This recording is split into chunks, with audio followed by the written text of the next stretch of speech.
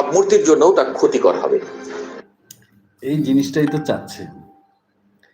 সেনাবাহিনীকে ভাঙচুর করার জন্যই, সেনাবাহিনীকে দুর্বল করার জন্যই আজকে সেনাবাহিনীর বিরুদ্ধে অভিযোগ দায়ের করেছে। দেখেন, অভিযোগ হতেই পারে। আমি বলি না যে সেনাবাহিনী মানে ধোয়া তুলসী পাতা, সেটাও আমি বলছি না। অভিযোগ তো হতেই পারে।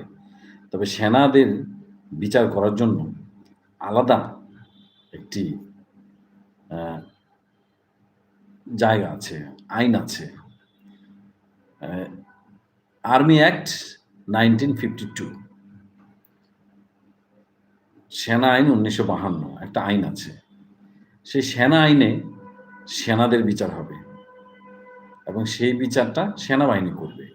আর সেনাবাহিনীর কোর্ট মার্শাল কিন্তু ভয়ঙ্কর। কেউ যদি মনে করে যে ফাও, তা কিন্তু না। ভয়ঙ্কর। যেমন জিয়াউর রহমান সাহেব প্রায় 4000 মুক্তিযোদ্ধা সেনা সদস্যদের মানে হত্যা করছে না, ফাঁসি দিছে না? এমনকি তাকে যিনি জীবন রক্ষা করছে কর্নেল তাহের, তাকেও ফাঁসি দিয়ে মারছে। তো খুব স্বাভাবিক কারণে সেনা আইনটা অনেক কঠোর।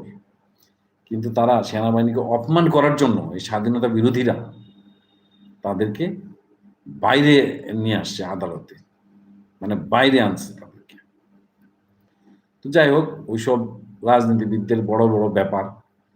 আর সেনাবাহিনীর ব্যাপার, এইসব ব্যাপার আমার কথা বলা উচিত না। আমি শুধু